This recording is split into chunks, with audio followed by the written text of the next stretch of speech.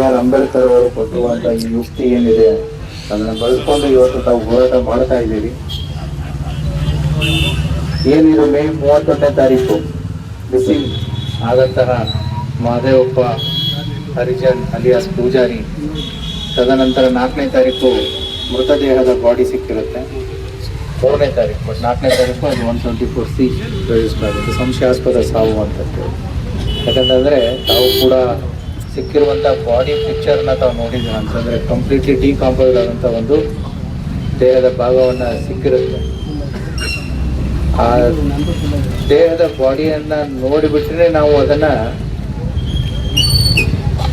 ಒಳ್ಳೆ FSL ಡಾಕ್ಟರ್ಸನ್ನು ಬಿಜಾಪುರದಿಂದ ಇಲ್ಲೇ ಸಿಂದಗಿಗೆ ಕರೆಸಿಬಿಟ್ಟು ಅದರದ್ದು ಪೋಸ್ಟ್ ಮಾರ್ಟಮನ್ನು ಮಾಡಿಸಿರುತ್ತೆ.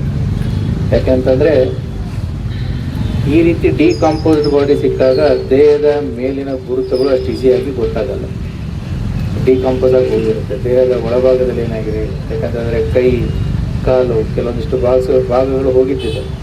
ಬಿಜಾಪುರದಿಂದ ಒಬ್ಬರು ಎಕ್ಸ್ಪರ್ಟ್ ಡಾಕ್ಟರ್ಸನ್ನು ಕರೆಸಿ ಪೋಸ್ಟ್ ಮಾರ್ಟಮ್ ಮಾಡಿಸಿ, ಪೋಸ್ಟ್ ಮಾರ್ಟಮ್ ವರದಿಯಲ್ಲಿ ಇದು ತಲೆಗೆ ಬಲವಾದಂಥ ಹೊಡೆತ ಮತ್ತು ಎಡಭಾಗದಲ್ಲಿ ರಿಬ್ಸ್ ಕಟ್ ಆಗಿದ್ದಾವೆ ಅಂತಂತೇಳಿ ವರದಿ ಬಂದ ಮೇಲೆ ಜೂನ್ 12ನೇ ತಾರೀಕು ಮರ್ಡರ್ ಕೇಸು ಕನ್ವರ್ಟ್ ಆಗಿದೆ.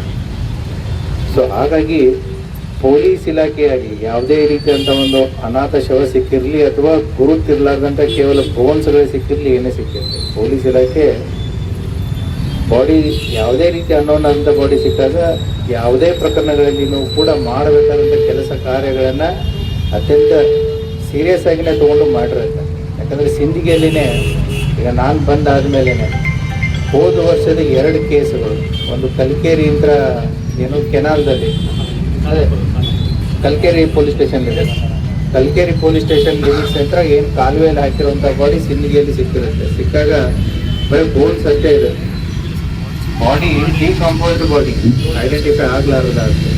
ಸೊ ಅದು ಕೂಡ ಪ್ರಕರಣ ಸುಮಾರು 1 ವರ್ಷ ಆದ ಮೇಲೆ ಆರೋಪಿಗಳು ಪತ್ತೆ ಆಗ್ತಾರೆ. ಆದರೆ 1 ವರ್ಷ ಆಗಿತ್ತು, ಅದಕ್ಕೆ ಕೇಳೋರು ಇಲ್ಲ, ಯಾರೂ ಇರಲಿಲ್ಲ. ಆದರೂ ಕೂಡ ಪೊಲೀಸ್ ಇಲಾಖೆ ಅದನ್ನು ಬಿಡಲಿಲ್ಲ. ಈಗ ನೀವು ಪ್ರತಿಭಟನೆ ಮಾಡ್ತಾ ಇದ್ದೀರಾ, ಕೇಳ್ತಾ ಇದ್ದೀರಾ, ನಾನು ಹೇಳೋದು ಪ್ರತಿಭಟನೆ ಮಾಡ್ದಲ್ಲೇ ಪೊಲೀಸ್ ಇಲಾಖೆ ಸೀರಿಯಸ್ ಆಗಿ ಮಾಡುತ್ತೆ ಅಂತಲ್ಲ. ಎಷ್ಟೋ ಅನಾಥ ಶವಗಳು ಸಿಗದೇ ಇದ್ದಂಥ ಹಲವಾರು ಕೇಸುಗಳಲ್ಲಿ ಸಿಂದಗಿಯಲ್ಲೇ ಕಳೆದ 1 ವರ್ಷದಲ್ಲಿ 2 ಪ್ರಕರಣಗಳು ಈ ರೀತಿ ಪತ್ತೆ ಆಗಿದ್ದಾವೆ. ಅಂದರೆ ನಾನು ಹೇಳೋದಿಷ್ಟೇ, ನೀವು ನ್ಯಾಯ ಸಿಗಬೇಕು ಅಂದರೆ ಪ್ರತಿಭಟನೆ ಮಾಡಬೇಕಂತಂತಲ್ಲ, ಪೊಲೀಸ್ ಇಲಾಖೆ ತನ್ನದೇ ಆದಂಥ ಒಂದು ರೀತಿಯಲ್ಲಿ ಕೆಲಸವನ್ನು ಮಾಡ್ತಾ ಇರುತ್ತೆ. ಅದು ಒಂದು.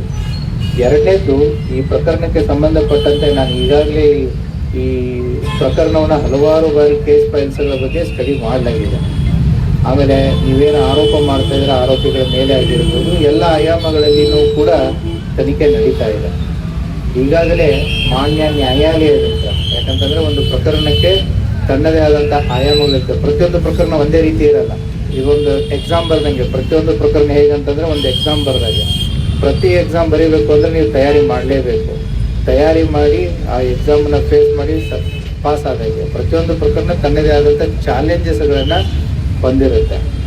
ಪ್ರಕರಣಕ್ಕೆ ಏನು ಬೇಕಾಗುತ್ತೆ, ಒಂದು ದೇಹಕ್ಕೆ, ನಮ್ಮ ಶರೀರಕ್ಕೆ ಹೇಗೆ ಅಸ್ಥಿ ಪಂಜರದ ಜೊತೆಗೆ ಮಾಂಸಖಂಡಗಳು ಮತ್ತು ಅದಕ್ಕೆ ಜೀವ ತುಂಬದಾಗ ಅದಕ್ಕೊಂದು ಸ್ವರೂಪ ಬರುತ್ತೆ.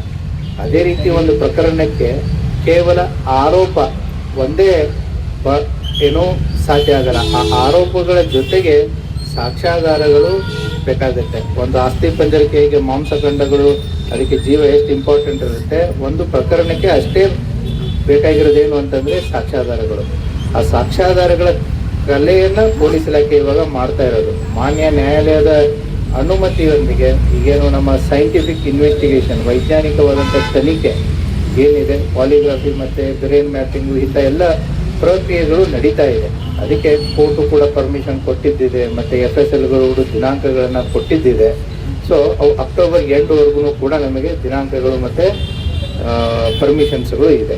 ಸೊ ಹಾಗಾಗಿ ಈ ಸೈಂಟಿಫಿಕ್ ತನಿಖೆ ಏನಿದೆ, ವೈಜ್ಞಾನಿಕ ತನಿಖೆ ಏನಿದೆ, ನಿಮ್ಮ ಕೇಸನ್ನು ಅದನ್ನು ಬಲಪಡಿಸುತ್ತೆ ಹೊರತು ಅದನ್ನು ವೀಕ್ ಪಡಿಸಲ್ಲ. ಸೊ ಅದನ್ನು ತಾವೆಲ್ಲ ಗಮನದಲ್ಲಿ ಇಟ್ಕೋಬೇಕಾಗುತ್ತೆ. ಸೊ ಕೆಲವೊಂದಿಷ್ಟು ಜನ ಹೇಳಿದರು, ಸರ್ ಇದು ಪ್ರಕರಣ 3 months ಆಯಿತು, ಲೇಟ್ ಆಯಿತು ಅಂತಂತ ಹೇಳಿ. ನನ್ನ ಅನುಭವದ ಪ್ರಕಾರ ಈ ಪ್ರಕರಣದಲ್ಲಿ ಇಷ್ಟೊಂದು ತ್ವರಿತಗತಿಯಲ್ಲಿ ಪಾಲಿಗ್ರಫಿ ಮತ್ತು ಬ್ರೈನ್ ಮ್ಯಾಪಿಂಗ್ ಆಗಿರೋದು ಬೇರೆ ಕೇಸು ನನ್ನ ಗಮನದಲ್ಲಿ ಈ ಜಿಲ್ಲೆಯಲ್ಲಿ ಯಾವುದೂ ಇಲ್ಲ.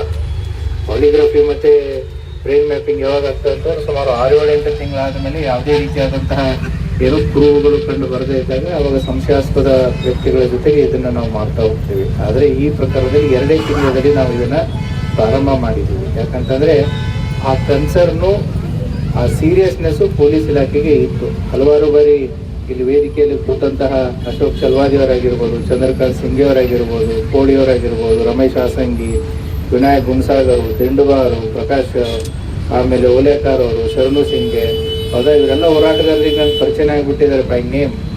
ಯಾಕೆಂತಂದ್ರೆ ಅಷ್ಟೊಂದು ಸಾರಿ ಅವ್ರು ನನ್ನ ಆಫೀಸಿಗೆ ಬಂದು ಹೋಗಿದ್ದಾರೆ ಈ ವಿಚಾರಕ್ಕೆ ಸಂಬಂಧಪಟ್ಟಂತೆ. ಹಾಗೆ ಕುಟುಂಬಸ್ಥರನ್ನು ಕೂಡ ಬಂದು ಹೋಗಿದ್ದಾರೆ.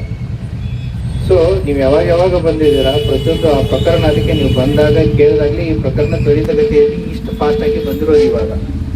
ಹಾಗಾಗಿ ಈ ಪ್ರಕರಣದಲ್ಲಿ ಯಾರೇ ಆರೋಪಿಗಳಿರಲಿ, ಅದು ಕೆಲವೊಂದಿಷ್ಟು ಅನುಮಾನಗಳು ತಮಗೆ ಬಂತು. ಬಾಹ್ಯ ಒತ್ತಡಗಳು, ಇಂಥ ಪ್ರಕರಣಗಳಿಗೆ ಯಾವುದೇ ರೀತಿಯಾದಂಥ ಬಾಹ್ಯ ಒತ್ತಡಗಳು ಪೊಲೀಸ್ ಇಲಾಖೆಗೆ ಇಲ್ಲ, ಇರೋದೂ ಇಲ್ಲ, ಅಂಥವು ಬರೋದೂ ಇಲ್ಲ. ಒಂದನೇದು ಪೊಲೀಸ್ ಅಧಿಕಾರಿಗಳದ್ದಾಗಿರ್ಬೋದು, ಹೌದಾ, ಅಧಿಕಾರಿಗಳು ಯಾವುದೇ ರೀತಿಯಾದಂಥ ಪ್ರಕರಣ ಇರಲಿ, ಹೌದಾ, ಇದಕ್ಕೆ ಕೇಳ್ತಾ ಇದ್ದಾರೆ ಅಂತಂತೇಳಿ ಇದಕ್ಕೆ ಸೀರಿಯಸ್ನೆಸ್ ಅಂತಂತಾರೆ. ಕೇಳಲೇ ಇರದಂಥ ಹಲವಾರು ಪ್ರಕರಣಗಳನ್ನ ಕೂಡ ಗಂಭೀರವಾಗಿಯೇ ಅವುಗಳನ್ನ, ಯಾಕಂತಂದ್ರೆ ಒಬ್ಬ ವ್ಯಕ್ತಿಯ ಸಾವು ಅಂತಂತಂದ್ರೆ ಅಥವಾ ಅದು ನೋವು ಅಂತಂತಂದ್ರೆ ಅದರ ಹಿನ್ನೆಲೆ ನಮಗೆ ಗೊತ್ತಿರುತ್ತೆ. ಸೊ ಹಾಗಾಗಿ ಈ ಪ್ರಕರಣಕ್ಕೆ ಈಗಾಗಲೇ ಸಾಕಷ್ಟು ಪ್ರಗತಿ ಆಗಿದೆ. ನಾನು ಬಂದು ಈಗ 3 ಗಂಟೆಗೆ ಬಂದು ಸುಮಾರು 2 ಗಂಟೆ ನಾನು ಆ ಕೇಸ್ ಬಗ್ಗೆ ಡಿಸ್ಕಷನ್ ಮಾಡ್ತಾ ಇದ್ದೆ. ನಾನು ಇದೇ ಫಸ್ಟ್ ಟೈಮ್ ಅಂತಾರೆ, ಹಲವಾರು ಬಾರಿ ಇದ್ರ ಬಗ್ಗೆ ಚರ್ಚೆಗಳನ್ನು ಕೂಡ ಆಗಿದ್ದಾವೆ. ತನಿಖೆ ಪ್ರಗತಿಯಲ್ಲಿದೆ. ಆದರೆ ನ್ಯಾಯಾಲಯ ಮತ್ತು FSL ಒಂದು ಫ್ರೇಮ್ವರ್ಕ್ ಇದೆ, ಚೌಕಟ್ಟಿದೆ. ಆ ಚೌಕಟ್ಟಿನ ಅಡಿಯಲ್ಲಿ ನಾವು ಮಾಡ್ತಾ ಇದ್ದೀವಿ. ಹಾಗಾಗಿ ಅದಕ್ಕೆ ಏನು ಸಮಯ ಬೇಕು ಆ ಸಮಯವನ್ನು ಕೊಟ್ಟರೆ ಖಂಡಿತ ಈ ಪ್ರಕರಣ ಪತ್ತೆ ಆಗೇ ಆಗುತ್ತೆ. ಹಾಗಾಗಿ ನಾನು ನಿಮಗೆ ಕೇಳ್ಕೊಳ್ಳೋದೇನು ಅಂತಂದರೆ, ಈಗ ಸುಮಾರು ನೀವು 8-9 ದಿನದಿಂದ ಇಲ್ಲಿ ಪ್ರತಿಭಟನೆಯನ್ನು ಮಾಡ್ತಾ ಇದ್ದೀರಾ.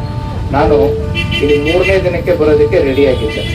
ನೀವು ಯಾವಾಗ ಸಿಂದಗಿ ಪಟ್ಟಣಕ್ಕೆ ಬಂದು ಈ ಪ್ರತಿಭಟನೆ ಮುಟ್ಟುತ್ತೆ 3ನೇ ದಿನಕ್ಕೆ ಬರೋದಕ್ಕೆ ರೆಡಿಯಾಗಿದ್ದೆ. ಆದರೆ ಹೋರಾಟಗಾರರದ್ದು ಎಲ್ಲರದ್ದು ಏನೋ ಒಂದೇ ರೀತಿಯಾದಂಥ ತೀರ್ಮಾನ, ಮತ್ತು ಅದಕ್ಕೊಂದು ಏನೋ ಹೋರಾಟದ ಸ್ವರೂಪವನ್ನು ಅವ್ರು ಕೊಡಬೇಕು ಅನ್ನೋದು ಅವ್ರ ನಿರ್ಧಾರ ಆಗಿತ್ತು. ಏನಂತಂದರೆ ಇದು ಜನರಿಗೆ ಗೊತ್ತಾಗಬೇಕು, ಪತ್ರಿಕೆಯವರಿಗೆ ಗೊತ್ತಾಗಬೇಕು, ಹೌದಾ, ಆಡಳಿತಕ್ಕೆ ಗೊತ್ತಾಗಬೇಕು ಅಂತಂದರೆ. ಆಡಳಿತಕ್ಕೆ ನಮ್ಗೆ ಈಗಾಗಲೇ ಅದ್ರ ಬಗ್ಗೆ ಗೊತ್ತಿತ್ತು.